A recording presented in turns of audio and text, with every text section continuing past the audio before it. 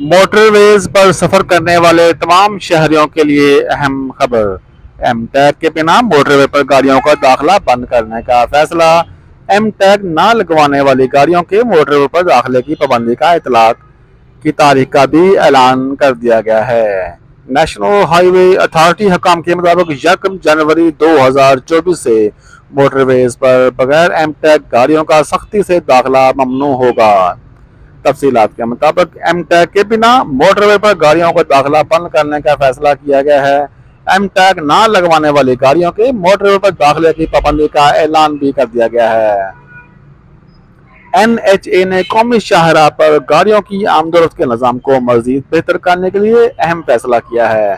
ملک بھر کی موٹر ویز پر ایسی گاڑیوں کے داخلے پر پابندی کا فیصلہ کیا گیا ہے جن پر ایم ٹیگ نہیں لگا ہوگا۔ نیشنل ہائی وے اتھارٹی نے موٹر ویز پر سفر کرنے والے تمام شہریوں کو خبردار کیا ہے کہ نئے سال سے موٹر وے قوانین پر عمل درآمد نہ کرنے والی گاڑی مالکان کا داخلہ ممکن نہیں ہو سکے گا۔ نیشنل ہائی وے اتھارٹی نے اعلان کیا ہے کہ موٹر وے پر ایم ٹیگ لازمی قرار دے دیا گیا ہے، جس پر تمام گاڑی مالکان کو اس کی پابندی کرنا لازمی ہے۔ حکام کا کہنا ہے کہ موٹر وے پر بغیر ایم ٹیگ کے سفر کرنے والی گاڑیاں 31 دسمبر تک اپنا ٹیگ لگوا لیں۔ بصورت دیگر موٹر وے پر نہ صرف داخلہ ممنوع ہوگا بلکہ ان پر جرمانہ بھی کیا جائے گا۔ نیشنل ہائی وے اتھارٹی حکام کے مطابق 1 جنوری 2024 سے موٹر ویز پر بغیر ایم ٹیگ گاڑیوں کا سختی سے داخلہ ممنوع ہوگا۔